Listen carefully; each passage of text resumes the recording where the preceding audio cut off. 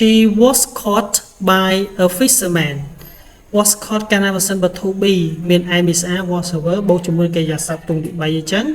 ប្រែថាត្រូវបានបាទថ្ងៃនេះយើងនឹងសិក្សាអត្ថបទថ្មីមួយទៀតដែលនិយាយអំពីមិត្តភ័ក្តិថ្មី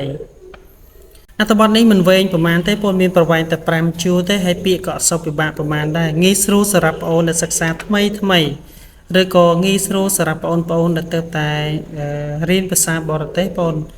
ឲ្យតែបងប្អូនស្ដាប់ខ្ញុំអានស្ដាប់ខ្ញុំប្រែខ្ញុំជឿជាក់ថាមិនយូរនឹងឆាប់ភាសាបរទេសបងប្អូននឹងមានភាពរីកចម្រើនទាំង vocab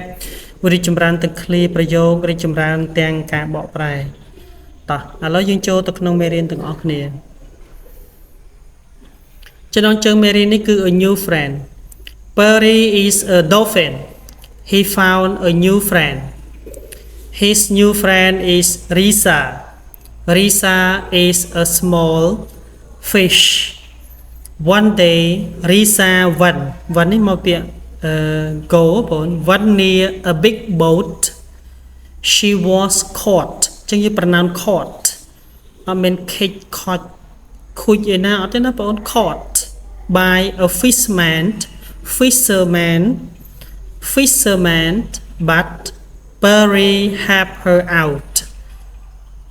but Perry helped her out both of them are now safe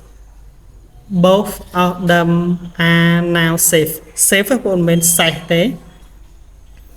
ចឹងបងអានតាមខ្ញុំម្ដងទៀត Perry is a dolphin he found a new friend his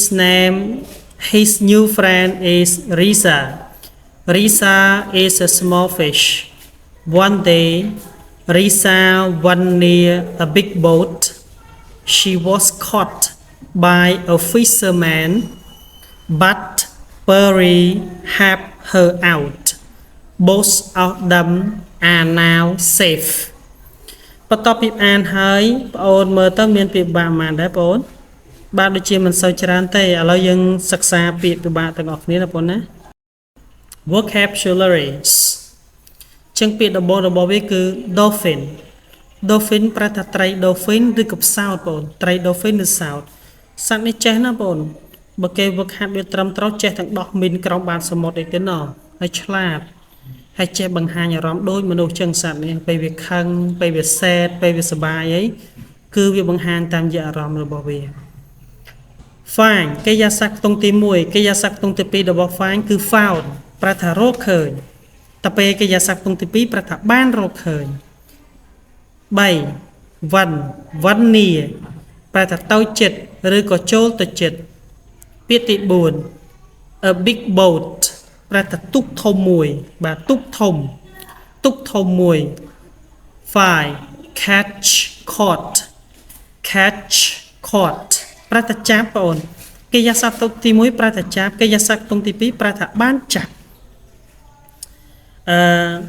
ទី6 fisherman អ្នកនេសាទ ពាក្យទី7 help her out ជួយនាងឲ្យចេញមកវិញពាក្យទី8 but ប្រែថាប៉ុន្តែពាក្យទី9 both of them ប្រែថាពួកគេទាំងពីរ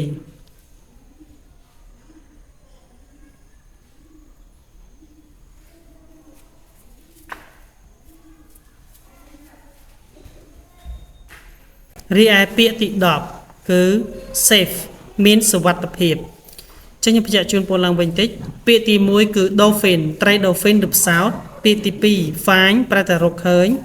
ពាក្យទី3 one near មកពាក្យ go near បងប្រែថាទៅចិត្តឬក៏ចូលទៅចិត្ត a big boat ទូកធំ 5 ពាក្យទី5គឺ catch caught ចាប់បានចាប់ fisherman អ្នកនេសាទ help her out ជួយនាងឲ្យចេញមកវិញ but ប៉ុន្តែ both of them ប្រែថាពួកគេទាំងពីរ safe មានសុវត្ថិភាពតោះឥឡូវយើងអានទាំងអស់គ្នា dolphin find found one near a big boat catch caught fisherman help her out but both of them safe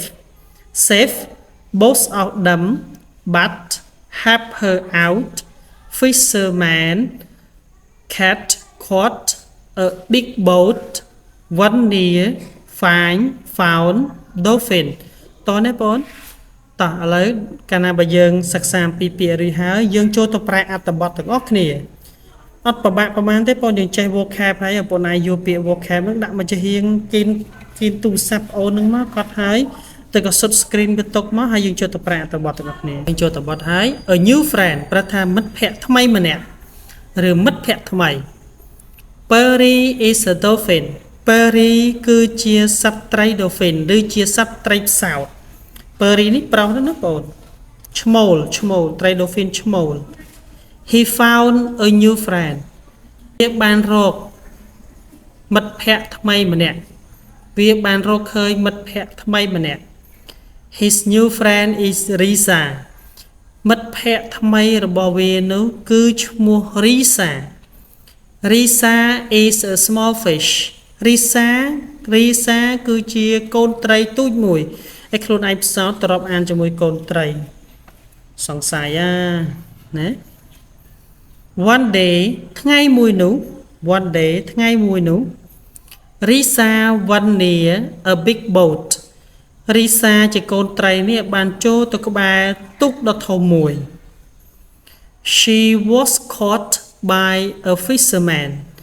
was caught កាលណាបើសិនបើ to be មាន I miss a was a verb បូកជាមួយកិរិយាសព្ទទងទី3អញ្ចឹងប្រែថាត្រូវបានអានេះចាប់អញ្ចឹងប្រែត្រូវបានចាប់នាងត្រូវបានចាប់ដោយអ្នកនេសាទម្នាក់ but Perry helped her out ប៉ុន្តែត្រី dolphin ឈ្មោះ Perry នេះបានទៅជួយកូនត្រីឈ្មោះ Risa នឹងចេញពីទូកវិញ Both of them are now safe